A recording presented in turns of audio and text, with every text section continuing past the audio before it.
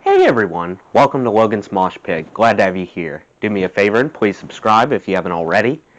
Today we're going to do another episode of the Memory Lane series. In this series, we're going to take a look back at some interesting articles and interviews from old guitar magazines. My dad has been collecting guitar magazines for about 30 years now. He saved a bunch of them. He was kind enough to let me borrow some. So the one we're going to look at today is the February 2000 issue of Guitar World magazine. Here's the cover.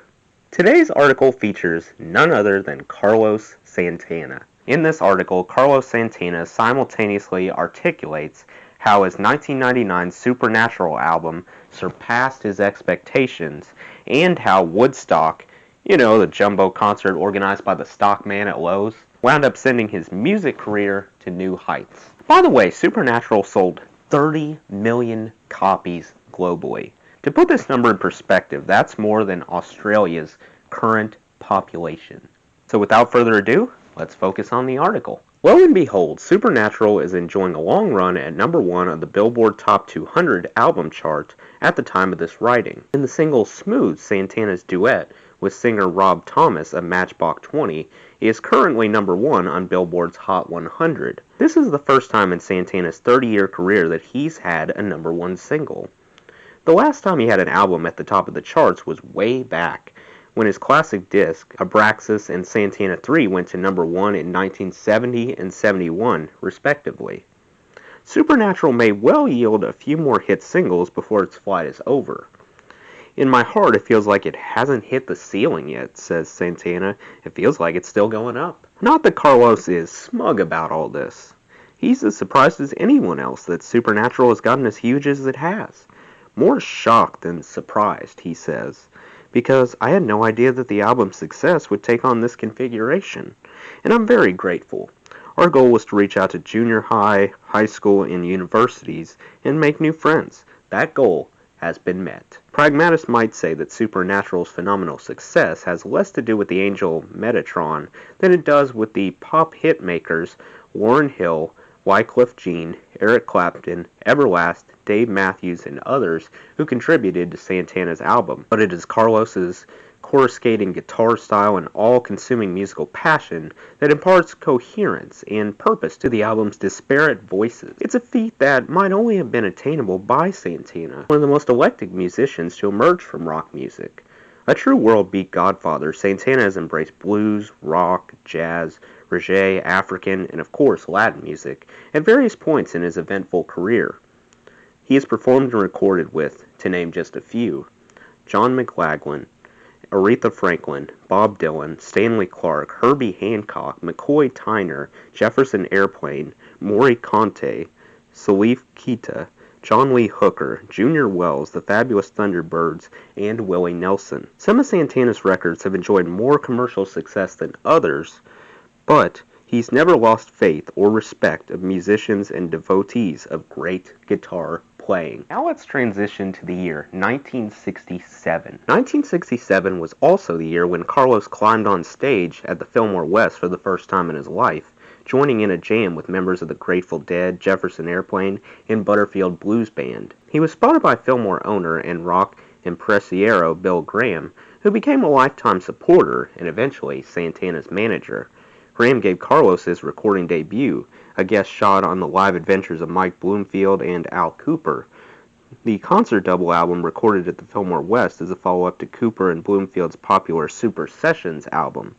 Graham booked the Santana Band into the Fillmore frequently, and when asked to help organize the Woodstock Festival in '69, Graham said he'd only do it if Santana got to play. Coming on the eve of their debut album's release, the Santana Band's memorable Woodstock performance kick-started their career.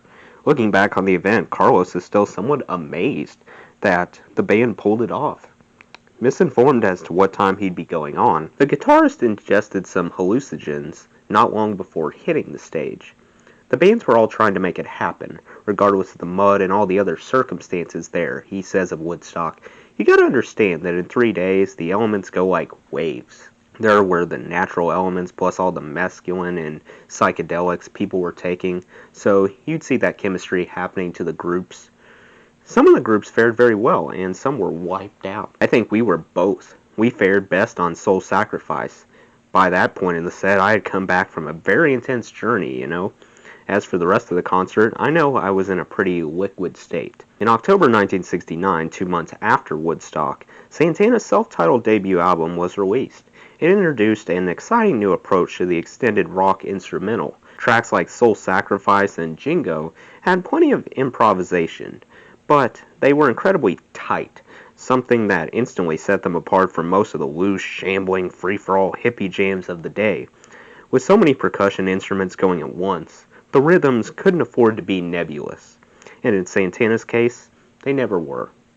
Surprisingly enough, the cohesive band lineup heard on Santana was still pretty green. Not long before the recording was made, original drummer Doc Livingston had dropped out, to be replaced by the formidable youth Mike Shreve, who didn't share his predecessor's proclivity for falling off the drum throne drunk.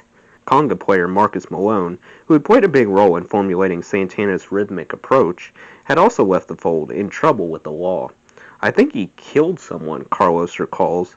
Taking Malone's place was the superb percussion team of Michael Carbello on congas and Jose Chipito Arias on timbales and congas.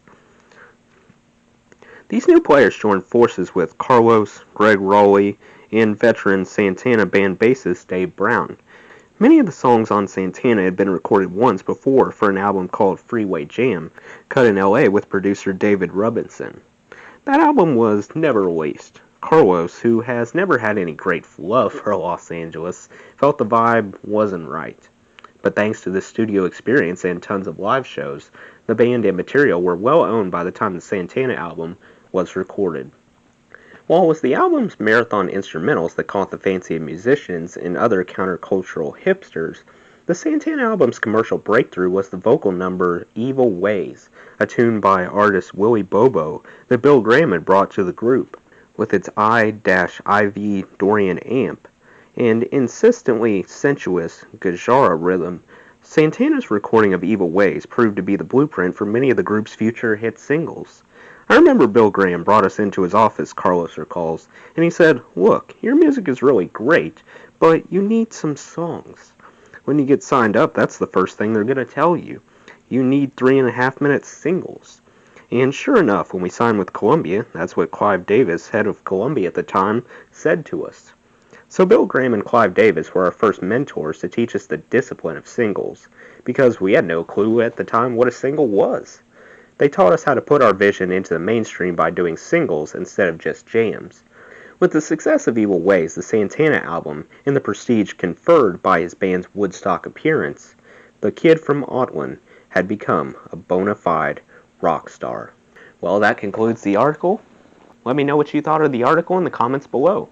Also, what was your favorite song from Santana's Supernatural album? Let me know. That does it for today's video, guys. I hope you enjoyed. Make sure to like, comment, and subscribe if you haven't already. I really appreciate the support. I'll see you next time. Until then, rock on.